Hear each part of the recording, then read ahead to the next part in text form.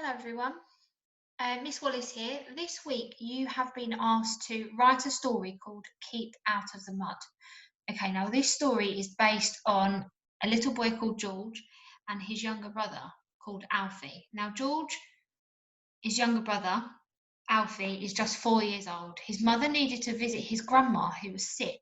She asked George to look after Alfie for the afternoon. However, George had planned to build a den with his friends in Bluebell Wood.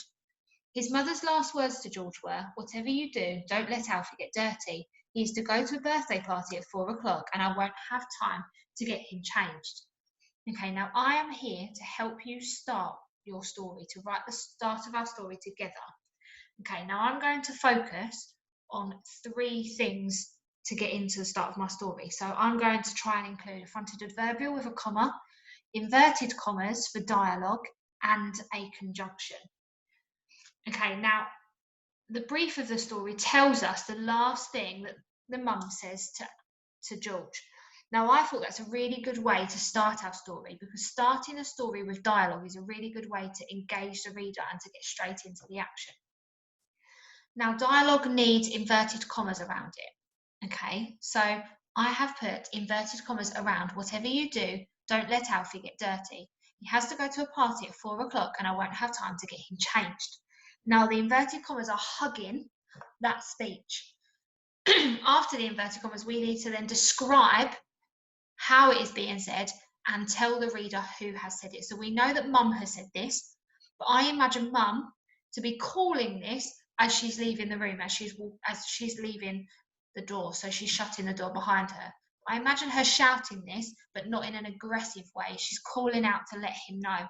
So I've used the word exclaimed. Okay, so "whatever you do, don't let Alfie get dirty. He has to go to a party at 4 o'clock and I won't have time to get him changed," exclaimed Mum as she slammed the door behind her. Okay, so now I'm going to think about George. He's just had this information. What is he going to do now? So, George, with a capital letter, because it's a name and it's at the start of a sentence, stood in shock. That was it. His den-making plans were ruined. Now I'm going to think about Alfie a little bit more. Okay, Alfie's just been left with his older brother. He's meant to be going to a party, but I think in my story, George and Alfie are going to still go and build a den, and Alfie's going to get really dirty, and then they're going to get into a lot of trouble. Okay, so that will be the problem with my story, is that Alfie gets really dirty. So Alfie sat looking at George with a bored expression on his face. Now, Alfie's almost encouraging George here to go and build a den. Alfie wants to join in as well. He's looking at him bored to say, "Come on, we can do this." Okay, now also, I think the weather is going to play a part in George being outside. It's going to be a really lovely day, a glorious day outside. So we're going to describe this by using a fronted adverbial. Now, a fronted adverbial goes at the beginning of the sentence and it describes the action in the sentence. So it does this in one of 3 ways. It describes how the action is being done, where the action is being done, or when the action is being done. Okay, so in this case, I'm going to use outside the window, and I'm going to put a comma to show that that's a fronted adverbial. Okay, the sun was glistening. Now, the way to check that the fronted adverbial is correct is if you take the fronted adverbial out and read the rest of the sentence, it should still make sense. So, the sun was glistening. Yes, that does make sense. Therefore, my fronted adverbial is in the right place.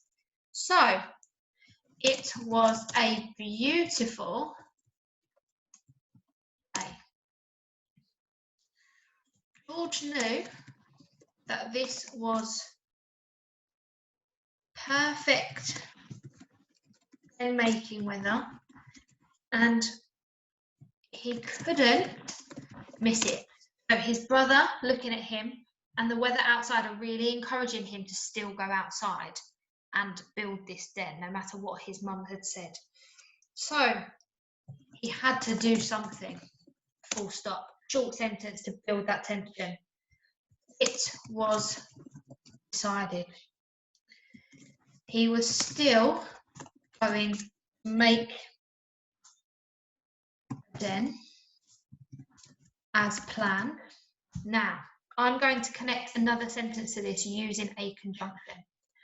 Okay, so even though he knew that Alfie would get really dirty. Okay, so even though there is my conjunction connecting those two sentences together. So let's highlight that to make that clear. So he was still going to make a den as planned, even though he knew that Alfie would get really dirty. But this was a risk he was willing to take. Okay, so there you have my opening paragraph for the story, Keeping Out of the Mud. So let's read through it one more time just to make sure it makes sense, to make sure it's clear, make sure we've got capital letters and full stops in the right place, and then I will let you go to finish the story yourself. Okay, so whatever you do, don't let Alfie get dirty. He has to go to a party at 4 o'clock and I won't have time to get him changed, exclaimed Mum as she slammed the door behind her. George stood in shock. That was it. His den-making plans were ruined. Alfie sat looking at George with a bored expression on his face. Outside the window, the sun was glistening. It was a beautiful day. George knew that this was perfect den-making weather and he couldn't miss it. He had to do something. It was decided. He was still going to make a den as planned, even though he knew that Alfie would get really dirty. This was a risk he was willing to take. Okay, hopefully that has given you some inspiration when writing your story. I hope you enjoy writing your story, and hopefully I will be able to read some very soon. Hope you are all keeping safe and are keeping well.